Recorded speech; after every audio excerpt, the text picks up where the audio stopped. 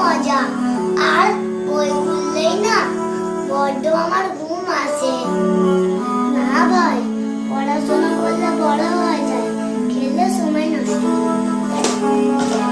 আমি খেলবো খেলবো খেলবো, আমি খেলবো ঠিক করবো। কি হলো বাবা, তোমরা লড়াই করছো কেন? থামো থামো, দুজনেই থামো।